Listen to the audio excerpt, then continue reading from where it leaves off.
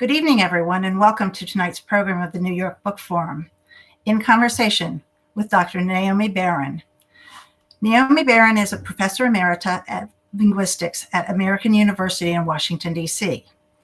She is a former Guggenheim Fellow, Fulbright Fellow, and a visiting scholar at the Stanford Center for Advanced Study of the Behavioral Sciences.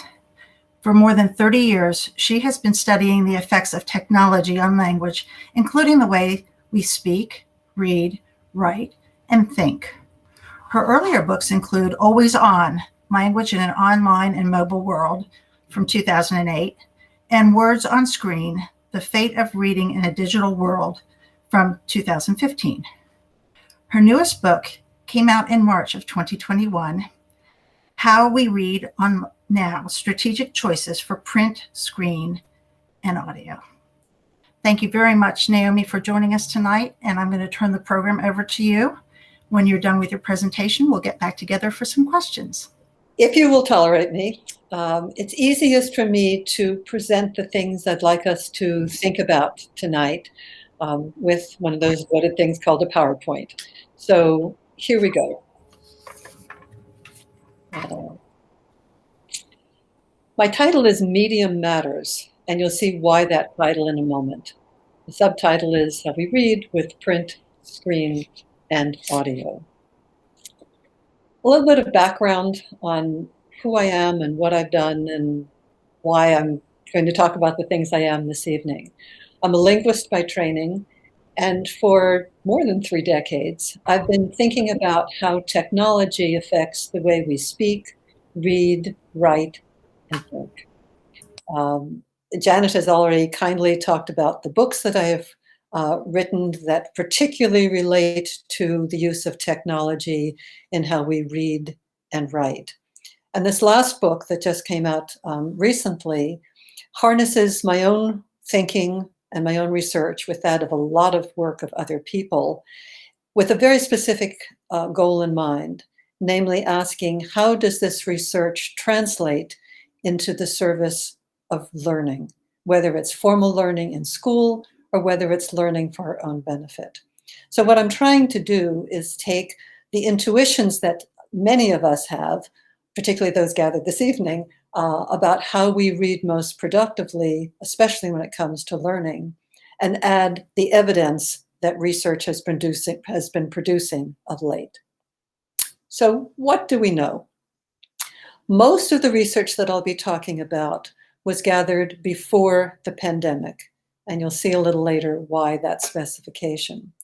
It's also before, not coincidentally, the massive shift to distance learning from kindergarten through college and graduate school, which has included an overwhelming move to digital reading, not just having lectures themselves available online. Well, what is it that we have found over the years about reading in 2 particular media, namely print, think of printed books, versus on screen? And sometimes those screens are computers, and sometimes they are tablets, and sometimes they are ebooks, and sometimes they're smartphones. But most of the work has been done with computers when we think about screens. Writ large, this is not every study, but writ large, the findings have been that generally speaking, if you're reading in print and your goal is learning, you're more successful than learning from reading the same material digitally. I've summarized some of those major findings in a report that I did for the Book Manufacturers Institute. It's called Media Matters for Reading, amazingly enough, a report for K, that's kindergarten through 12, think of senior year in high school educators, and it's freely available, and it will be available through the New York Book Forum as well.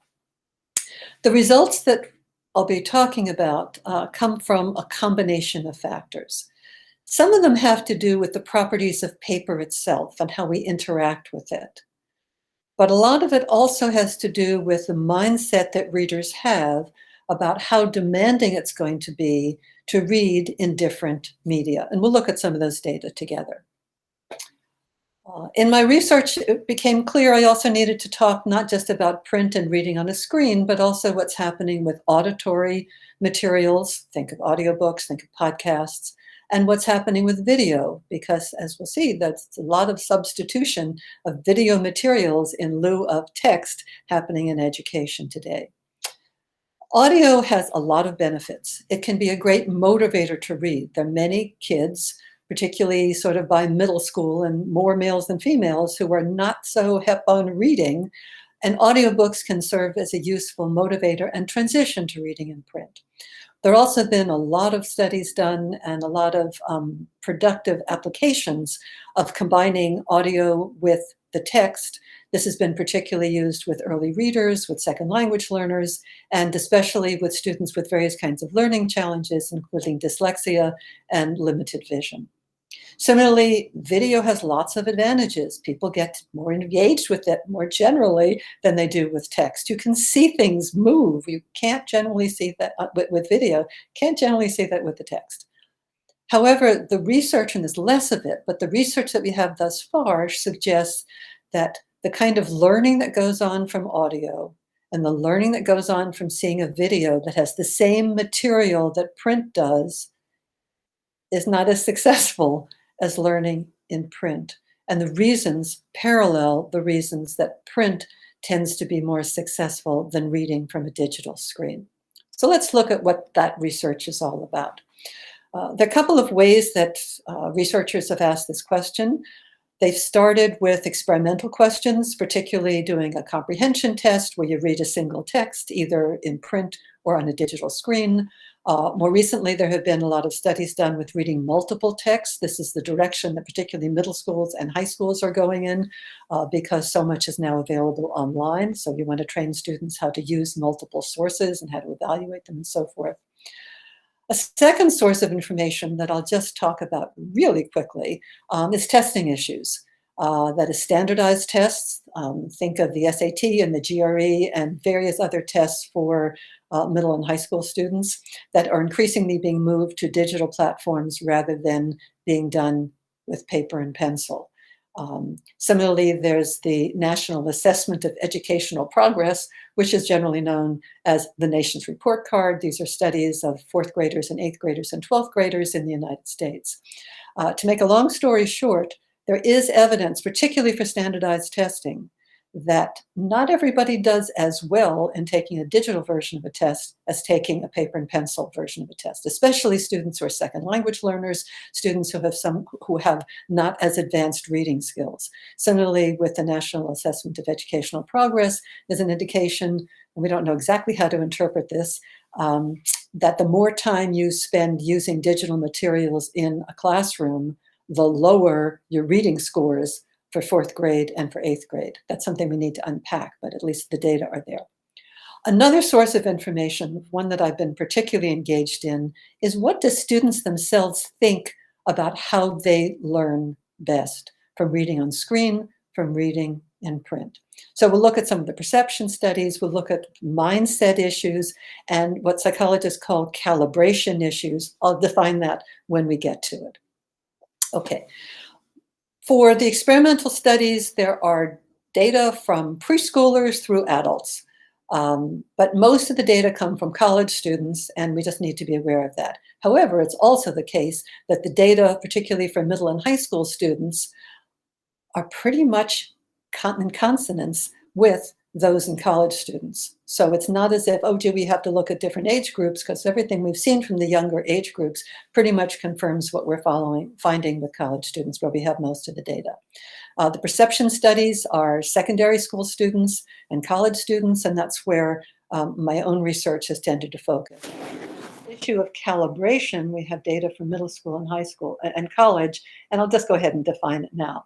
Calibration means what's the connection between a student's perception of how he or she will do or just did on a test versus how well that student actually did on a test. That is, do the two calibrate? And we'll see there's some interesting mismatches.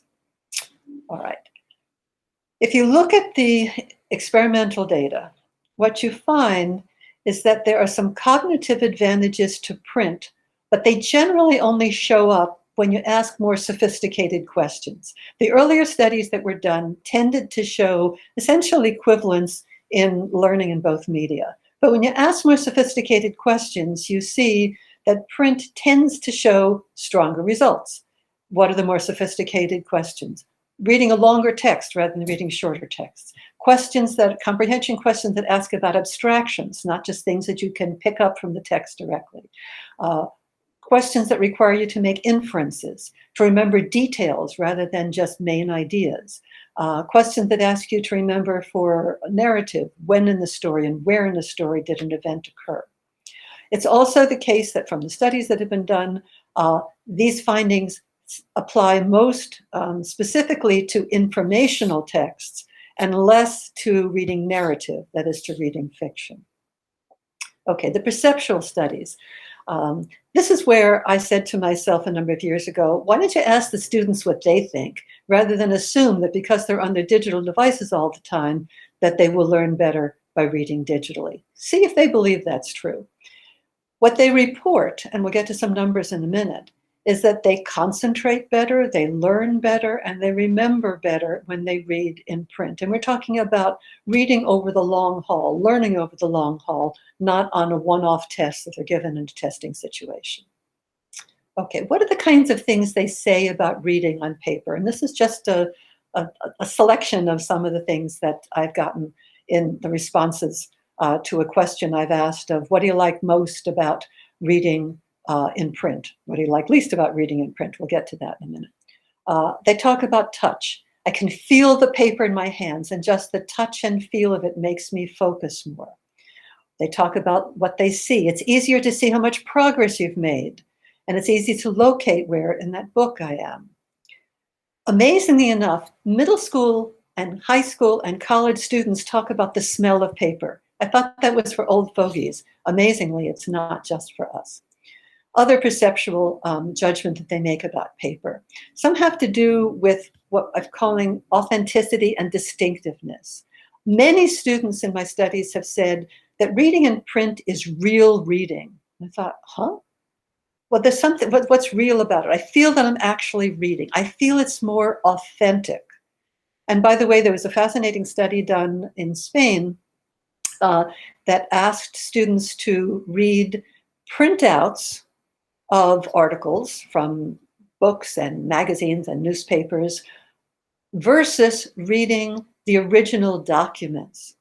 And what they found is that students would score higher on cognitive measures when they read the authentic documents, which look different from each other, which feel different, which smell different, than when they read computer printouts, which all look pretty much the same, which, by the way, is also true on digital screens. Another point that students make related to ownership, that is, they feel connected physically to that text. Printed media give me a feeling of ownership. You don't put digital media on your bookshelf. I mentioned mindset, and here I think we have an important explanation for why we do find, particularly by asking more sophisticated questions, better results cognitively for learning with print than for digital materials. They have to do with a psychological concept developed a number of decades ago called AIM, amount of invested mental energy. And there are a number of indications that students tend to believe, by the way, adults probably do as well, but students tend to believe, we document this, that digital reading is easier. And if it's easier, they're likely to invest less effort in the reading, and then not surprisingly, do worse on a comprehension test. Floating around both in psychology as well as in studies of digital communication is what's called the shallowing hypothesis, which essentially suggests that we tend to use a social media style mindset when we read digital text. So think about reading a Facebook update or reading an Instagram post. You don't spend a whole lot of mental energy on it.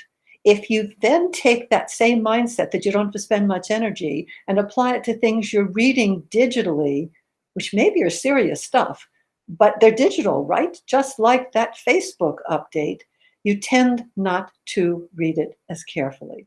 By the way, when it comes to having video, think of a TED Talk, as opposed to text that says the same thing, I will wager that we can talk about video shallowing, because a number of students do talk about video as being entertainment, not learning, even if teacher assigned it in order for people to learn. Okay, perceptual issues. There's some interesting comments that students have made about differences between digital text and print. A number of students have said the digital text is shorter to read than print, even if it's the same number of words. Well, there's the perception it's shorter, which means they probably are not reading it as carefully. They're not always reading it more quickly because they're typically multitasking when they're reading digitally, or often multitasking. But they're perceiving there's not as much you have to do, not as much work involved. Other students have said that print is more mentally challenging. So for example, on paper, there's just too many words on the page and it's too long and you get confused. Okay, so they're not so happy with reading in print. Why are they not happy? Because you had to work harder to try to make sense of it. Other students specifically have said what they like most about reading digitally is it's entertaining. And by the way, print is boring. So such things as digital screens keep me awake, and print can tire you out really fast and get boring, no matter how interesting the book is. Okay, the world changed a little bit. Would come the pandemic and enforced digital learning. We'll get to that in a moment. Okay, I mentioned calibration. So I defined calibration as that difference between what the students' perceptions are of how they will do or how they did on a test versus how they actually did. Interestingly enough, in the early studies done, say around 2010, 2012, if you asked people, do you think you did better on the print or on the digital? They will tell you, or they told you, that we think we did better with the print, even though in those days, because we asked pretty simple-minded comprehension questions, they tended to do equally well in both media. However, what's happening now in the more recent studies that have been done in the last 4 or 5 years is that students are saying, I think that I will do better, or I did better before I see my score, with digital, but actually they end up doing better in print. Interestingly, this assumption I'll do better digitally is at odds with the perception of the same kinds of students. It's not exactly the same physical human beings, but the same age cohorts, with their perceptions of how they learn overall better. Well, they'll tell you, I think I concentrate better, I learn better, and I remember better overall when I'm using print. Okay, come the pandemic. Several wonderful colleagues and I worked for a year to set up a study with students at the International School of Amsterdam, where the first person I have listed, Kim Theo Dickerson, does curricular work, and she's in charge of the library and many other such things. And then 2 other colleagues, one Anna Mangen at the Reading Center at the University of Stavanger in Norway, and Frank Kalkemulder at Utrecht University in the Netherlands. We wanted to basically replicate a study that we had done at the International School of Stavanger in Norway in spring 2019, pre-pandemic, with middle school and high school students. And we said, has the pandemic and enforced digital learning, including digital reading, changed students' attitudes towards reading in print versus reading digitally? Sadly, because of the pandemic, it took us a year to finally get that study launched. But launch it did. And we finally got data in May and in June. And I'll talk about some of that. Okay, we ended up with 98 students. There have been a few more since I prepared this slide, but the results are basically the same. And there were some questions on using a 5-point Likert scale of, is it easy, is it difficult? Do you never do this? Do you often do it? Do you agree? Do you disagree? And what I did in the numbers that I'm about to show you is I summed the 2 left-hand points on the scale. So, really easy versus, or pretty easy, never and seldom, that kind of thing. So what did we find? Ability to concentrate. How easy is it to concentrate with print? Again, this is a 5-point Likert scale. This is the easy side. 73.4% said it's easy to concentrate with print. 22%, 22.7 to be precise, said It's easy to concentrate when reading on a computer. This should give us pause in how we teach. Oh, and then we also asked a question, is it easy to understand? And the numbers were a little lower for print and higher for computer, not surprisingly. So print was 68.4%, it's easy to understand, 47% for computer. And that's not surprising because there's some things that are easier to understand on the computer. If you want to show movement, if you want to distinguish things by color, think of a pie chart. It's so much easier to see those colors than to see everything just in black and white. Multitasking when you're reading. Do you tend to multitask when you read? If you're reading in print, so these students said, these are middle and high school students, 85.7% said, no, I don't multitask when I'm reading print, or I seldom do. But 37.7% said, I never do or seldom do, which meant most of them said, yes, I do multitask. And if you're multitasking, I promise you, we have more than half a century worth of data on multitasking saying you do not do as well on any of the tasks if you're multitasking. Okay, more things. I had been tempted to ask this question for a year, and finally we got to ask it. Do you think reading in print is boring? And the reason I wanted to ask that question is because some of the students had volunteered in the 2019 study with middle and high school students, as well as some of my college students. They had volunteered what I dislike most about reading is it's boring. So I wanted to ask, do you think, just flat out, is reading boring? 11.2% agreed, okay? Is reading on a digital screen boring?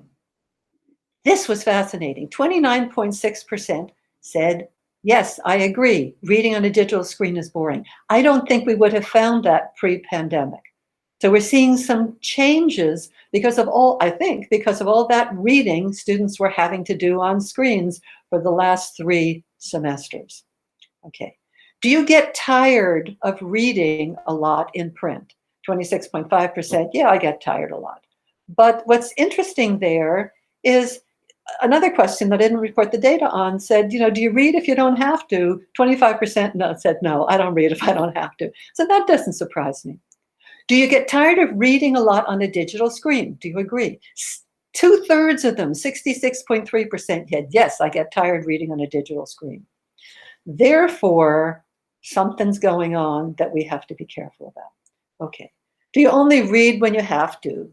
27.5% said, yeah, I only read if I have to. Do you like digital reading more than you used to? Okay, so 22.4% said, yes, I like it more than I used to. Well, that's okay. Do you dislike digital reading more than you used to? 41.8%. And do you miss reading more print? More than half, 53%. So one of the things that I think is really important to remember is that which students have spent a lot of time on now can be shifting some of their attitudes about whether they want to be reading more digitally or whether they want to go back to print. I'll just mention that there's a study going on with college students in the United States, plus in some other countries, that some of my colleagues are doing, basically taking some of the same questions that we asked at the International School of Amsterdam. And I can't report on the results except to say that they very much mirror studies that were done by some of these same researchers in the mid-2010s, so 2014 or so the data were collected, saying it's easier to focus, it's easier to remember with print.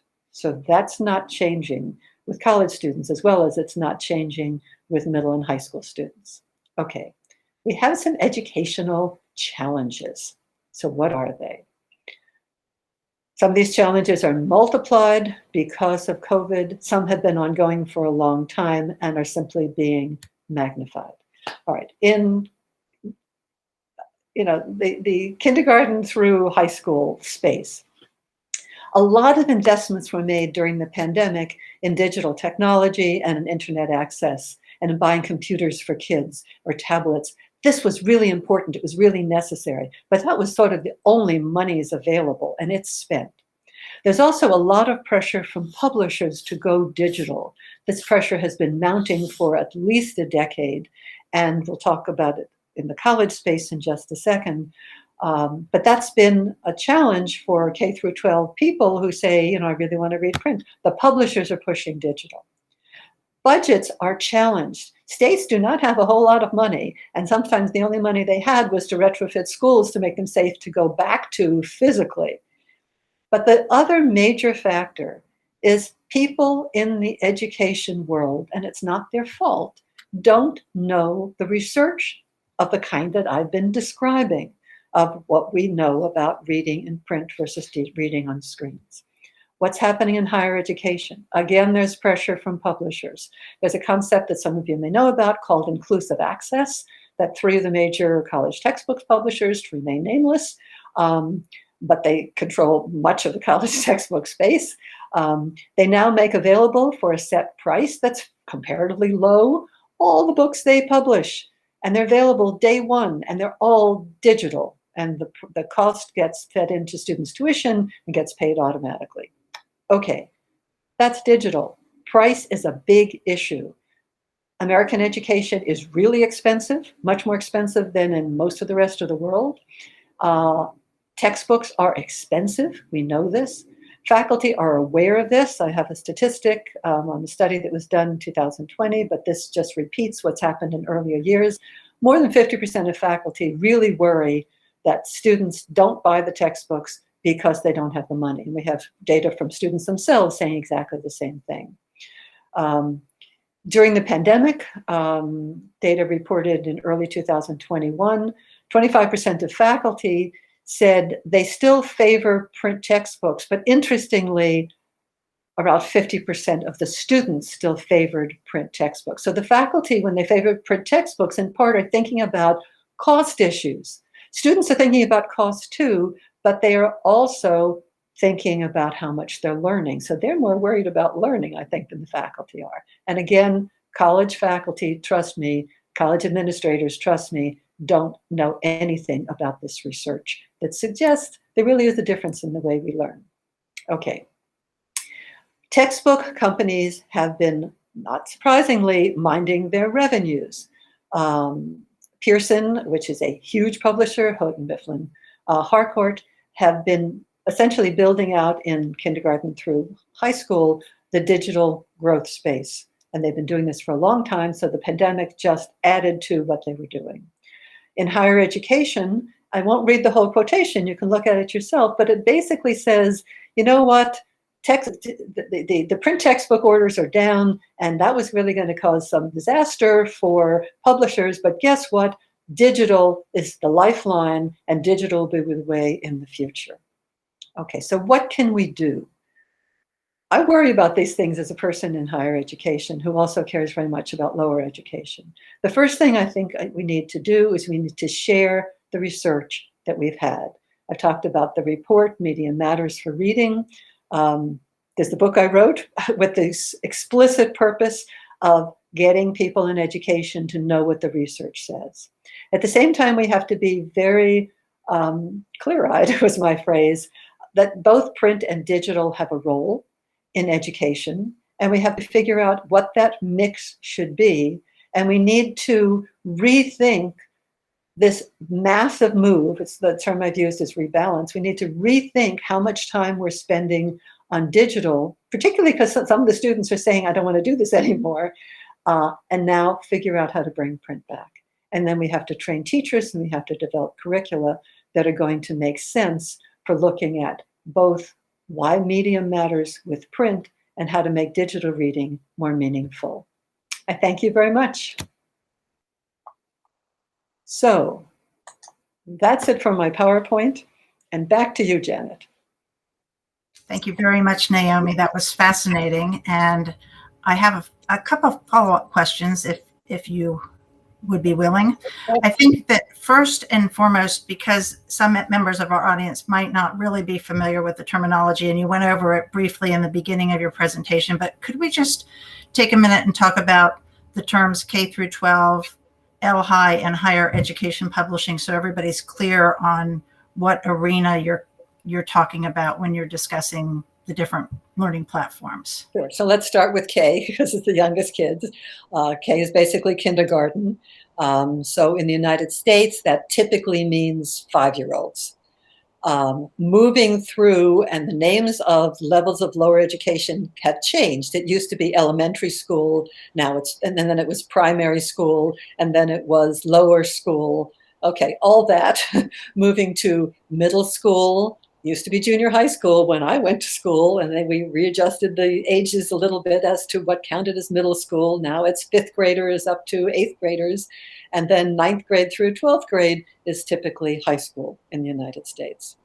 Higher education is higher education, which largely means college students when I was talking about the textbook market, because there are all these introductory textbooks that tend to be the really expensive ones, plus math and computer science textbooks are always expensive. And then there's graduate school and professional school. Okay. Your data shows that reading print on paper results in more positive results for the students, yet trends in LHI purchasing patterns show a marked trend towards purchasing more of the digital materials for reasons you talked about somewhat. Mm-hmm. How do you reconcile these differences, and how does that compare, in another way of asking it, with the educational acquisitions? How does it compare with how adults, for instance, would buy trade books or the books that you would buy in a bookstore? Let's start with the Great Recession, if we could.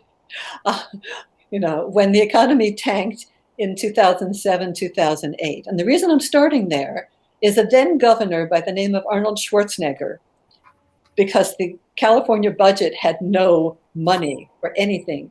He said, let's start using digital books in school, and they're free through open access, open educational resources, because we can't afford to buy textbooks. Okay, so that notion of making digital books available, often through so-called open access or open educational resources, became a model to counteract the high price of textbooks. Publishers who were publishing digitally realized they were going to have to price digital books less than print books if they wanted to get into this digital space. And digital textbooks didn't used to be that much less expensive. Now they are in the United States. So if you're a school system and you have to buy books and you don't have that much money, what are you going to do? Particularly if you don't have access to research or any reason to believe there is research indicating there's a real difference in how well you learn from the different media.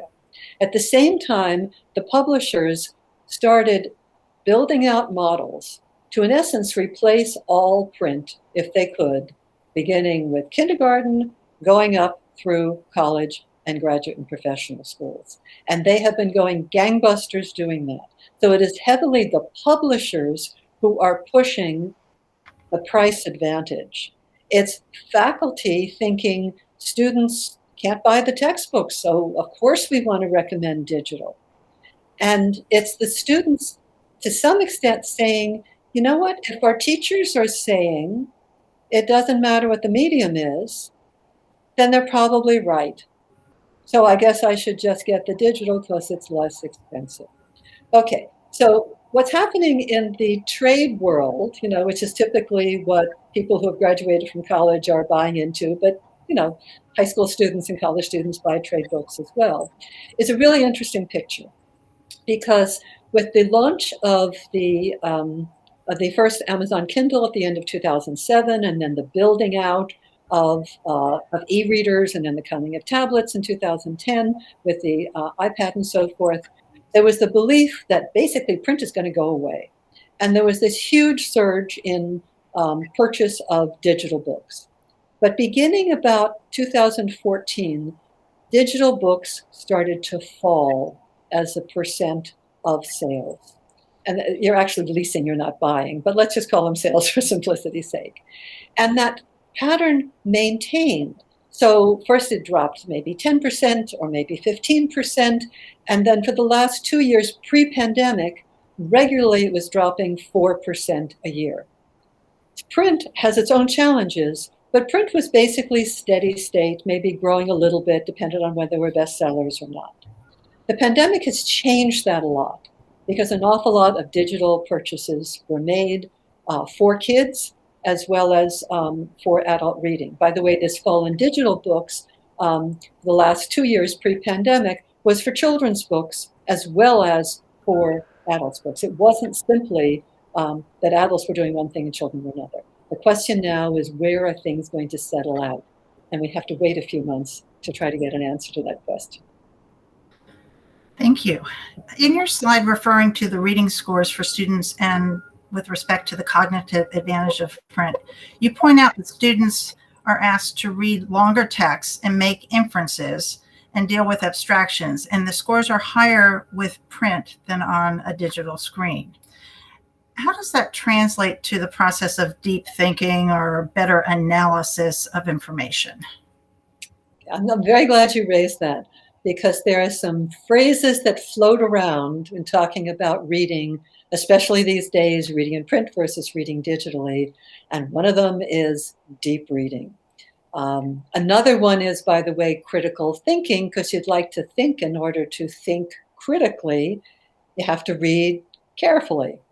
All right, the term deep reading was invented by a man named Sven Bierkert. It was in a book called the Gutenberg Elegies. It was a number of years ago. He actually used it in a very different sense than it's used now.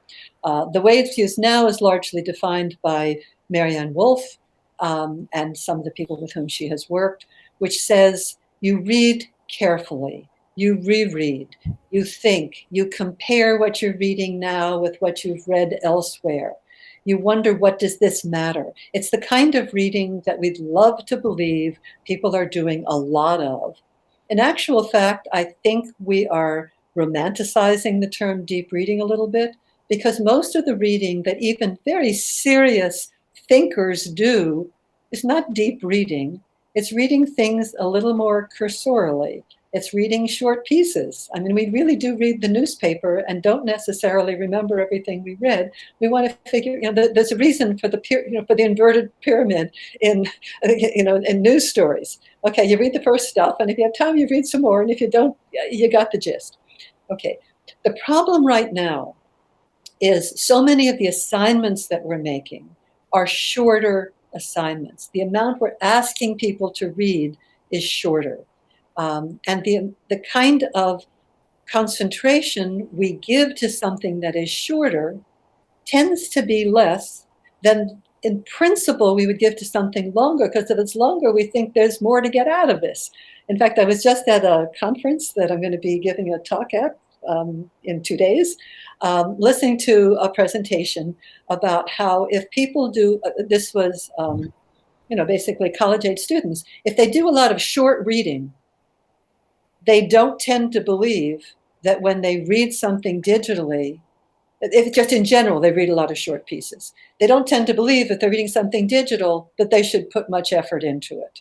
Okay, this is, the amount of invested energy in reading, because you don't believe it's going to take much effort. The challenge we have in education, and by the way, goes for adults as well, because some of the very best readers, I'm thinking of Marianne Wolf, who's an eloquent speaker and writer and reader, will say the same. I'm having trouble concentrating. I'm having trouble looking at things over the long haul in an extended piece of reading. Nicholas Carr, who wrote the book The Shallows, said exactly the same thing. We have to re-socialize ourselves, and then first socialize our children. And children goes through high school, and by the way, it applies to college as well. We have to teach them how to read mindfully, to be deep readers where it makes sense. You just lead right into this next question I wanted to ask, a little more depth around the idea of this shallowing hypothesis, the idea that when you see something on a screen, it has more entertainment value as opposed to knowledge value. And how do we get past that idea? Or is it that that's how screens are always going to be perceived? No, we have our work cut out for us. The first piece of work we have cut out for us is to acknowledge that there is a kind of mindset that not just students, adults as well, tend to bring to things they're reading on the screen. Because remember, it's that same screen, whether it's your computer or your tablet or your smartphone, that you're reading on, that you're also doing really quick things on. That you know, do you call reading a Facebook update reading? Well, not probably. You know, when you read a text that's short saying you want to do lunch, that, you know, in fact, I did a study with a colleague in Australia asking what students consider to be reading, and they didn't consider the kind of stuff you do on social media to be reading. But it's that same screen you're using. And if that's the case, it's not so surprising that we bring the shallow mindset to whatever is appearing on that screen. The other issue is multitasking. Now, you can multitask when you read in print. As my students these days tell me, well, of course I multitask when I'm reading in print because my phone's right next to me.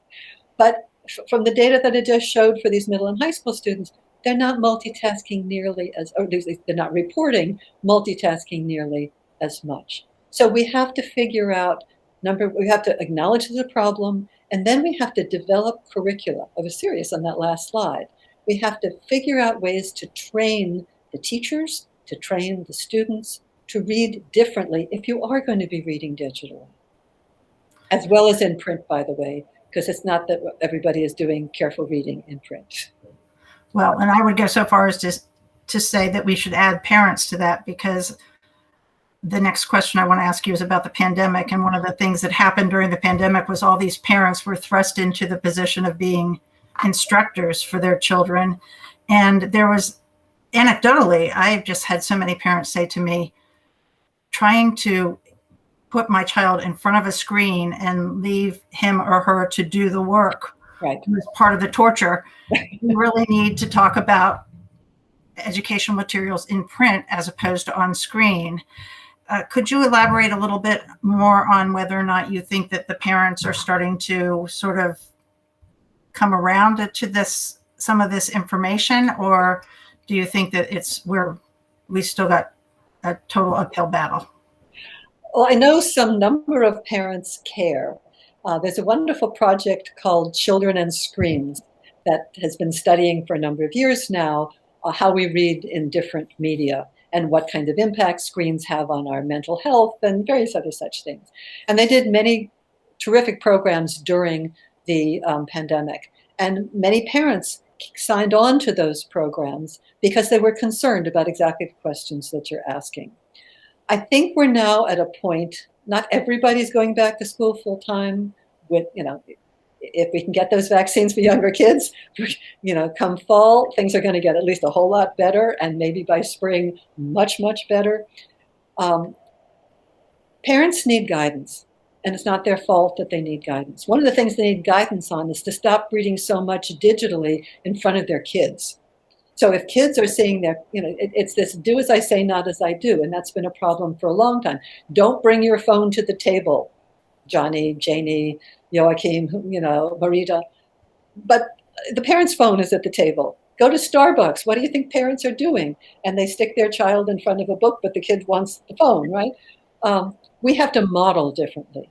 Back in the day when my son was in what's called lower school, there was something called DEAR, drop everything and read. Something would come over the PA system, voice would come over the PA system from the principal saying, "Dear, whatever you're doing now, we're all going to get a book and read." And I don't know if that's still done in school. And that may not be the best solution, but there are ways to get the equivalent in your family. And that's important to model at home, as well as to make happen in schools. Naomi, you mentioned that the pressure from the publishers to go digital rather than continue to do books in print was a consequence of the expense of printed materials. What do you think it is going to take for us to get the publishers to sort of change course and move back towards more printed materials?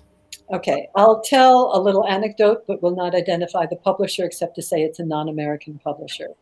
I spoke with that publisher that is a big publisher elsewhere in the world that had basically decided it was going to move all its books digital. because the cost of producing a digital book, the cost of distributing a digital book, as I don't have to tell you, is really small. I mean, there's some upfront production costs, but distribution, trivial. Warehousing, non-existent. Okay.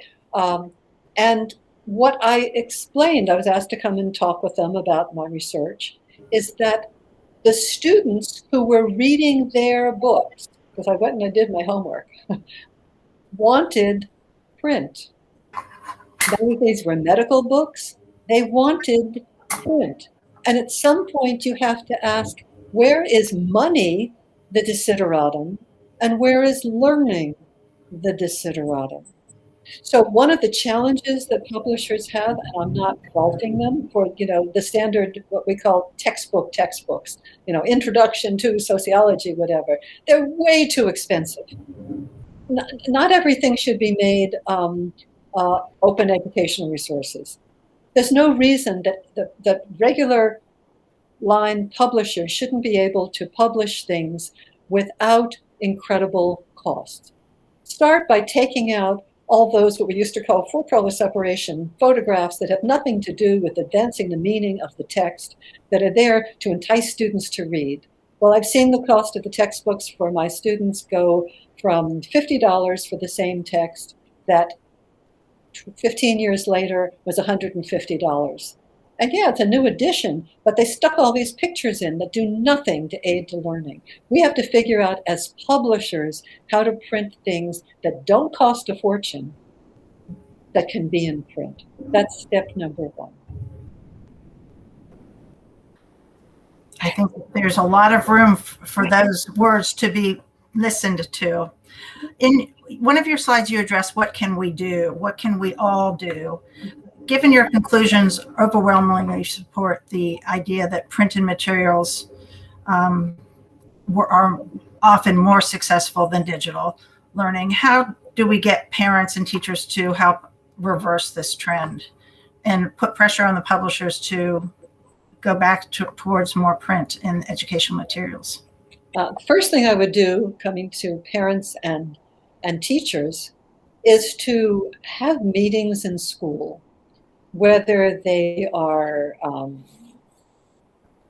sort of town hall style meetings, or whether it's within a classroom and then the results are shared, and do some version of the questionnaires that I have done with middle school and high school students, where the students themselves tell you what they think about reading and learning.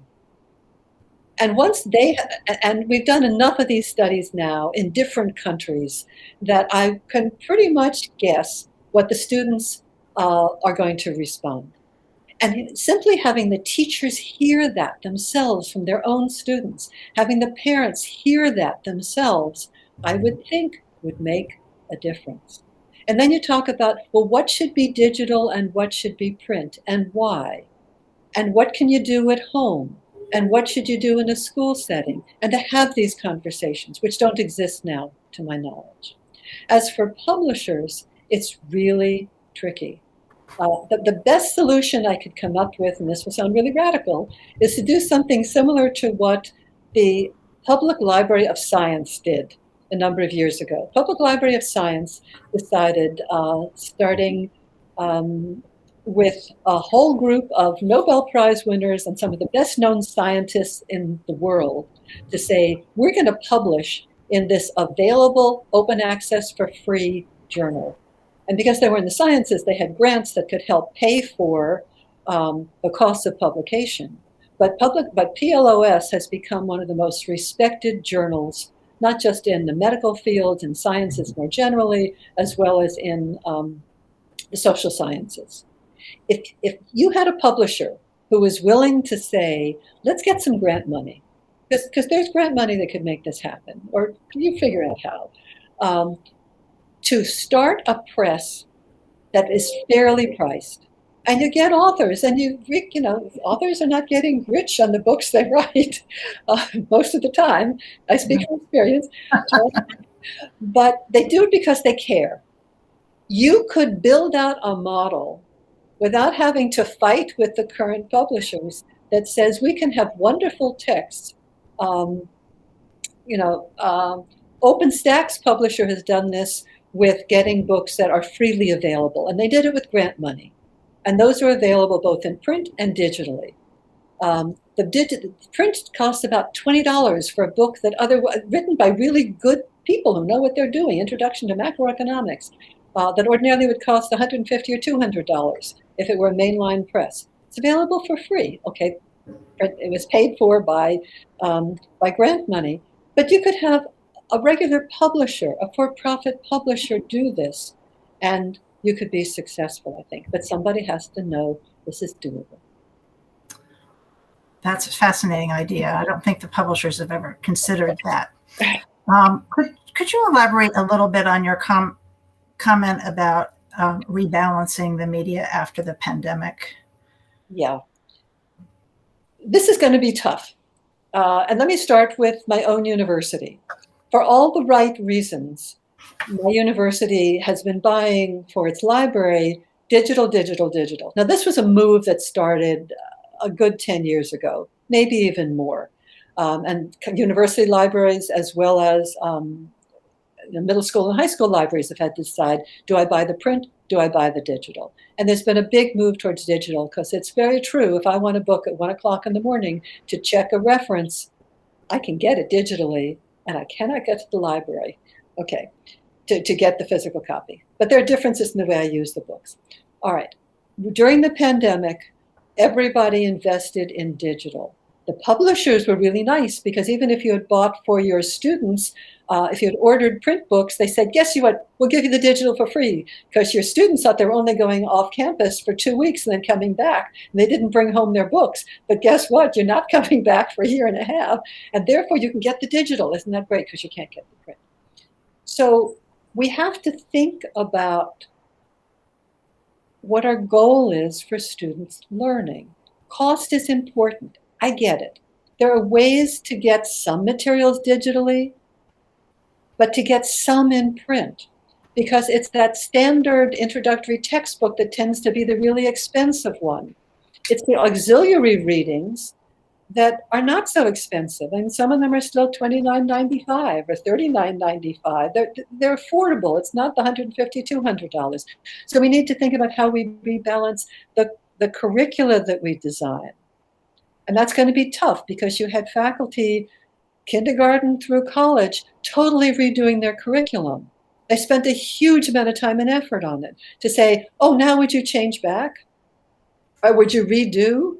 That's a lot to ask a faculty. But you have to find ways to encourage this, and you may end up starting piecemeal and then growing over time. But it has to be done. Naomi, thank you so much for joining us tonight. And thanks to all of you viewers who have tuned in for our second In Conversation from the New York Book Forum about exactly how medium matters when reading. Many of the materials referenced in this program will be available on the New York Book Forum website, or we will point you to another website where you can find the materials. We invite you all to check out the New York Book Forum.org website, and we hope you will join us for our next program on Wednesday, August 18th, when we are joined by Michael Sorelli, who is the former executive director of Urban Word New York City and one of the founders of the National Youth Poet Laureate Program.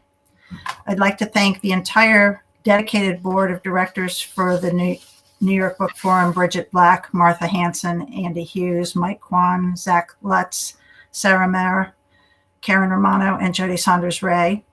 And thank you again for joining us here at the New York Book Forum. We hope to see you at other events in the future. Thanks very much. Good night, Naomi. Good night, and thank you all.